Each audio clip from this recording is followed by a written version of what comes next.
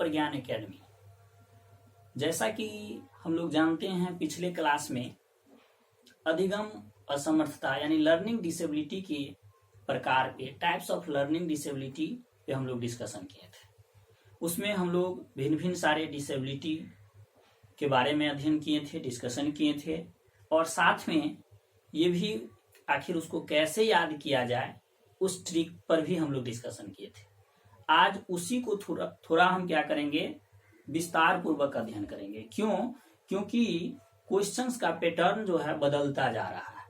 पहले सिंपल सा क्वेश्चन पूछ लेता था कि डिसलेक्सिया किससे संबंधित है, डिसग्राफिया किससे संबंधित है। हम लोग तुरंत कह देते थे कि ये पढ़ने से संबंधित है, ये लिखने से संबंधित है, ये बोलने से संबंधित है। इस तरह से हम लोग तुरंत बना लेते थे। लेकिन अब क्या हुआ है, आप देखे होंगे अगर प्रीवियस पेपर, तो हाल के दिनों में पैटर्न कुछ बदल गया है। डायरेक्ट उसका एग्जाम्पल यानी एप्लीकेशन बेस्ड क्वेश्चन पूछना स्टार्ट कर दिया है।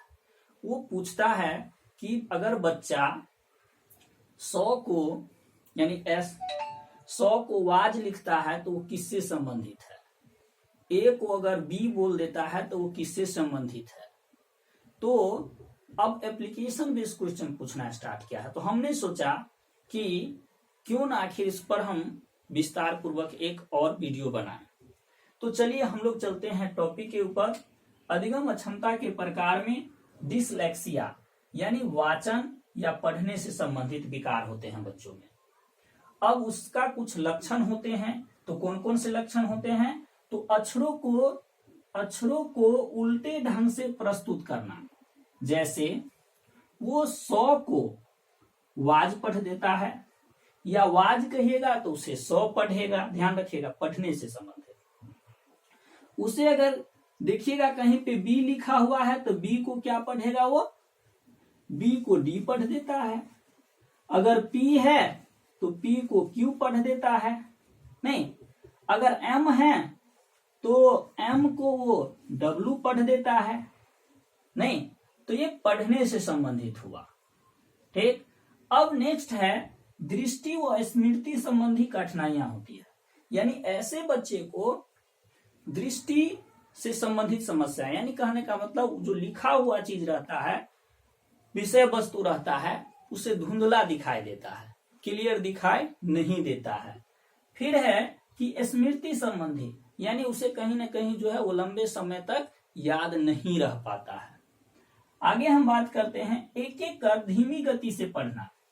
एक एक कर धीमी गति से पढ़ने का मतलब ये हुआ, वो बच्चे जो है धीरे धीरे पढ़ते हैं। अगर उसे स्पीड में कहिएगा पढ़ने के लिए तो सही से नहीं पढ़ पाएगा। ठीक, तो धीमी गति से पढ़ता है। नेक्स्ट हम बात करते हैं अल्पकालीन स्मृति दोष यानी शॉर्ट टर्म मेमोरी। यानी वो किसी भी विषय वस्तु को लंबे समय तक याद नहीं रख सकता है, यानी वो तुरंत भूल जाता है।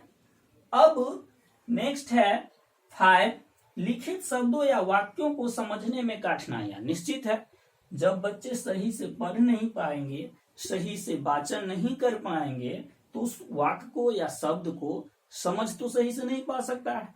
तो इसीलिए उसे वाक्य को या शब्द को पढ़ने या समझने में उसे कठिनाइयां होती है। नेक्स्ट हम बात करते हैं कि आखिर इसका कारण क्या क्या हो सकता है।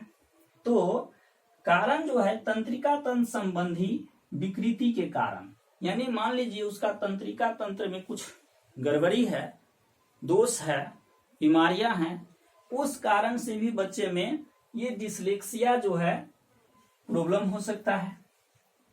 दूसरा वंशानुक्रम, यानी हो सकता है उनके परिवार में दादा दादी को ये इससे संबंधित बीमारी रहा हो, या मम्मी पापा को इससे संबंधित बीमारी रहा हो, यानी किसी न किसी को रहा हो परिवार में, तो उससे संबंधित।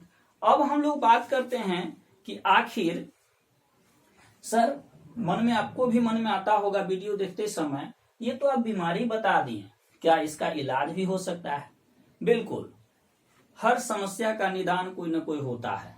अगर बच्चे को सही समय पर देखा जाए तो इसका कुछ न कुछ इलाज होता है।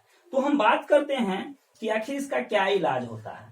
तो अगर सही समय पे अगर हम डॉक्टर से कंसल्ट करे। तो यानी इसको जैसे हम बोले कि वंशानुक्रम में गड़बड़ी के कारण या हेरिडिटी में इस तरह से हो तो उस बच्चे में ये बीमारी होगा।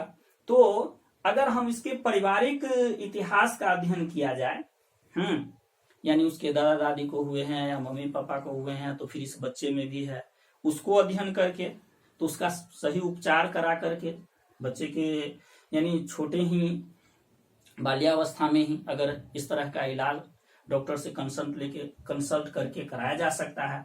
नेक्स्ट हम बात करते हैं कि जैसे हम देखें कि इस बच्चे में पढ़ने से संबंधित, तो उस बच्चे को पढ़ाते समय ध्यान रखना होगा कि वो 100 को वाज पढ़ेगा, P को Q पढ़ेगा, M को W पढ़ेगा, B को D पढ़ेगा।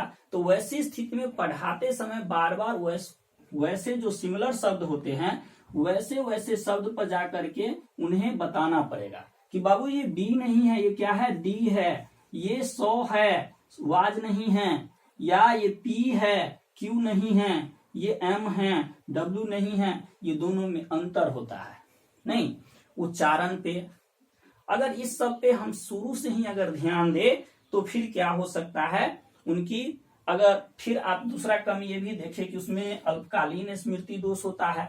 तो अगर शुरू से उसे हम रटने पर फोकस करवाएंगे, उसको समझने पर फोकस करवाएंगे तो धीरे धीरे इस बीमारी से बच्चे निदान पा सकते हैं।